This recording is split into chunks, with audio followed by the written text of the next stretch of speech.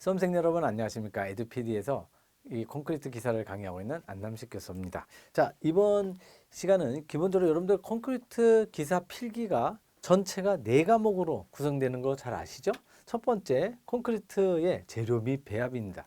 제가 OT에서도 이제 말씀을 드렸듯이 콘크리트 기사 필기가 이상하게 이 콘크리트 기사는 기사 자격증이 일반적으로 필기는 이 객관식으로 쉽고, 그리고 이 실기가 주관식으로 훨씬 더 어려운데 반해서 콘크리트 기사는 반대입니다. 필기가 훨씬 더 어려워서 합격률이 굉장히 낮고요. 실기는 오히려 작업형이 있어서 그런지 합격률이 상당히 높아요.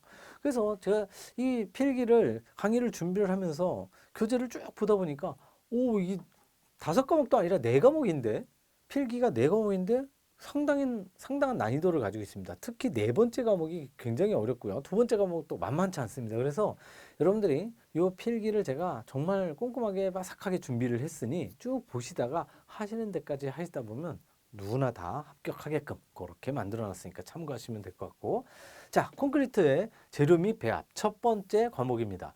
첫 번째 과목, 전체 네 과목 중에 어떻게 보면 가장 이 점수 따기 좋은 과목입니다. 여러분들 대부분 다 아시듯이 기사 자격증은요 100점 맞는 시험이 아닙니다. 95점 맞는 시험도 아니에요. 기본적으로 네 과목이 평균적으로 60만 넘으면 합격이에요.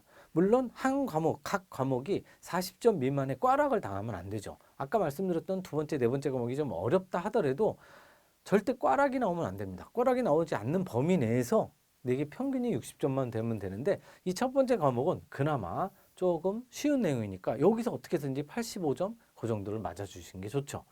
자, 전체적으로 첫 번째 과목은 이게 1, 2, 3으로 콘크리트 재료, 재료 시험, 그리고 배합 설계 이런 식으로 구성이 되어 있습니다. 자, 그러면 이제 챕터 1 콘크리트 재료 시작해 보도록 하겠습니다. 자, 콘크리트 재료의 일반상 이거는 보통 시험에는 잘 안 나오는데요. 여러분들이 계속해서 앞으로 1, 2, 3, 4과목을 또는 실기까지 다 하다 보면 기본적으로 콘크리트가 어떻게 구성이 됐는지는 기본적으로 알고 계셔야 됩니다. 공기, 물, 시멘트, 물하고 시멘트하고 만나면 기본 이게 페이스트라고 해서 본드입니다. 굉장히 강력한 접착제 형태를 차지하는 거고요. 여기다 장골재, 모래라고 하죠. 모래하고 짬뽕이 되면 모르타르. 여기에 굵은 골재, 자갈까지 더해지면 이제 콘크리트가 되는데, 요 밑에 있는 퍼센티지는 한번 참고만 하시면 됩니다. 그래서 콘크리트는 공기, 물, 그리고 시멘트, 장골재, 모래 플러스 굵은 골재, 자갈. 자, 이 공기도 대략 한 4에서 6% 정도, 5% 정도가 들어갑니다. 그것도 들어가는 거고요. 자, 잘 보시면 제목은 물론이고 중간중간에 이렇게 제가 진하게 볼드로 밑줄을 쳐놨죠. 여러분들 아마 교재에는 이게 남색으로 보일 텐데 중요한 내용들을 거기다가 전부 다 제가 진하게 밑줄로 표시해 놨습니다. 여러분들이 기출 문제를 보실 때 가장 핵심 키워드가 되는 게 바로 이 부분이다 라고만 보시면 됩니다. 자, 그렇다면 여러분들이 이제 콘크리트 재료에서 이렇게 네 가지, 다섯 가지가 있는데 그 중에서 여기 플러스 이제 혼화 재료도 있어요. 혼화 저희, 혼화 자이도 있는데 그런 것들이 각각의 어떤 재료로 구성으로 이루어졌느냐를 디테일하게 해보도록 하겠습니다. 콘크리트 재료 중에 가장 시험에 많이 나오고 중요한 게 시멘트입니다. 시멘트가 굉장히 비싸거든요. 여러분들 여기 보시다시피 공기는요 그냥 이 시멘트 반죽을 비비다 보면 자연적으로 만들어지는 거고, 물은 거의 뭐 지천에 널려 있고 굉장히 쌉니다. 그리고 모래, 자갈 굉장히 이것도 저렴해요. 그렇지만 시멘트는 상당히 비싸거든요. 전체 콘크리트에서 얘가 차지하는 이 볼륨 비율은 10%밖에 안 되지만 가격은 거의 90%를 시멘트가 좌우합니다. 자, 시멘트는 그렇다면 어떻게 제조를 하느냐, 어떻게 만드느냐, 각종 재료를 갖다가 석회석, 점토, 그 밖에 원료, 일종의 돌덩어리죠. 돌덩어리를 배합을 합니다. 배합을 해서 원료를 배합을 하고 굉장히 얘네들을 뭐 섞을 필요도 없고 그냥 이 클링커 안에 들어가서 녹여버립니다. 녹인다는 게 무슨 말이냐면 이 소성이라는 게 1400도씨, 1500도씨가 되면은요 돌덩어리도 녹아버립니다. 녹아서 얘가 화학적으로 반응을 해요. 화학적으로 반응을 한 걸 식히는 게 바로 클링커. 클링커에다가 석고를 몇 퍼센트 3% 정도 집어넣고 이걸 분쇄한 거. 그게 바로 시멘트인데요. 배합물을 회전 가마 속에 1400에서 1500도씨로 가열을 하게 되면 이게 전부 녹아버립니다. 녹아서 화학적으로 반응을 하고 이렇게 클링커를 만든 거에 이 석고를 집어넣는 이유가 뭐냐? 이게 시험에 나옵니다. 응결을 지연시키기 위해서. 응결이라는 게 뭡니까? 시멘트와 물이 만나서 반응하는 화학 반응을 수화 반응이라고 하는데요. 그 수화 반응은 굉장히 단단하게 굳게 돼 있어요. 여러분들 밀가루 반죽 아시죠?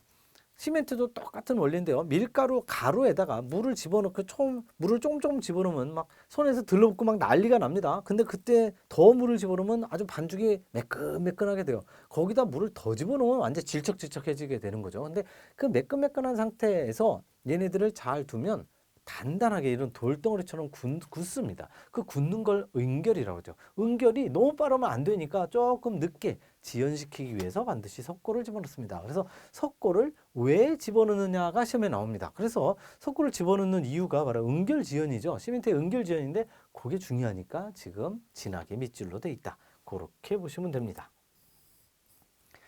자, 그리고 이제 클링커는 방금 말씀드린 대로 읽어보시면 되고, 자, 이것도 이제 마찬가지예요. 여러분들이 공부를 하실 때 위에 보시는 바와 같이 우리가 시멘트를 제조할 때 석고를 왜 집어넣느냐, 시멘트의 응결지연, 이것만 잘 기억하시면 되는데 클링커가 무엇이냐 시험에 거의 나오지 않습니다. 나오지 않기 때문에 그냥 이렇게 까만색으로만 돼 있죠. 그냥 이런 거는 그냥 시험에 안 나오니까 그냥 참고 삼아 보고 빨리 넘어가자라고 생각하시면 됩니다. 주성분은 이런 것들이 이제 방금 했던 석고, 이게 왜 중요하냐, 석고를 왜 사용하느냐, 얘가 나온다고 그랬죠. 바로 응결지연제의 역할이다. 또는 응결지연을 하기 위해서. 자, 위쪽에 보시면 응결지연을 시키기 위해서라고 나오고 여기는 응결지연제라고 나오죠. 이게 각각 다른 문제가 다른 보기로 나온 겁니다. 그렇게 참고하시면 돼요. 그러니까 어떤 걸 하든지 상관이 없습니다. 자, 그리고 얘는 주성분은 비록 빨간색으로 진하게는 돼 있지 않지만 꽤 중요한 내용입니다. 그래서 보통 석회석이라고 얘기하지 않고 이거를 그대로 읽습니다. 산화칼슘, 그리고 이산화규소, 그리고 산화알루미늄, 그리고 산화철. 요거에 성분이 누가 제일 많으냐, 요 순서가 나옵니다. 순서도 알아두셔야 돼요. 산화칼슘이 제일 많으니까 참고하시면 될 것 같고. 자, 화학 성분에서 이제 각각의 새로운 용어가 나옵니다. 이게 콘크리트 기사가 다른 자격증에서 필기를 비교했을 때 필기 난이도가 결코 만만치 않은 게 이렇게 새로운 용어가 굉장히 많이 나와요. 그래서 이거는 용어에 익숙해지셔야 됩니다. 시험에서 수경률이 뭐다, 수경률이 뭐다, 규산율이 뭐다 이렇게 막 나오는데 이게 뭐지? 모르면은 문제를 풀 수가 없죠. 그래서 수경률의 정의, 수화 반응이라는 건 물 숫자의 화학 화자입니다. 그래서 물하고 화학 반응을 일으키는 것, 물하고 시멘트하고 화학 반응이면 이 오래간만에 만난 절친들끼리 만나듯이 어디 갔었어 하고 막 격렬하게 화학 반응을 합니다. 그게 바로 수화 반응이에요. 수화 반응에 의한 강도 발현, 발현이라고 하는 게 강도가 나오는 걸 얘기합니다. 아까도 말씀드렸다시피 시멘트물 모래자갈을 합하면 처음에는 그냥 이렇게 물처럼 이렇게 걸쭉한 반죽 형태가 되는데 시간이 지나고 10시간 지나고 24시간 지나면 단단하게 돌덩어리로 굳어요.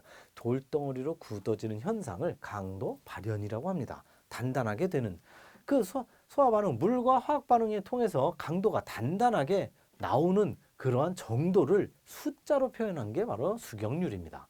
시멘트 원래 조합비를 정하는 데 가장 일반적으로 쓰고요. 다음 페이지 저 밑에 부분에 나오겠지만 알루민산 삼석회, 이 적군입니다. 적군. 굉장히 안 좋은 아저씨야. 안 좋은 아저씨가 이 수경률 이렇게 해서 강도 발현이 빨리 나오는 게 숫자가 크면 이 알루민산 삼석회의 양이 많아져요. 많아지면 초기 강도가 굉장히 높습니다. 초기 강도가 높다? 처음 시멘트와 물이 만났을 때 바로 몇 시간 내에, 2시간, 5시간 내에 바로 강도가 나오는 거, 그거를 초기 강도라고 하죠. 초기 강도가 높습니다. 왜냐하면 알루민산 삼석회 특징이 그거예요. 수화 반응이 굉장히 빨라요.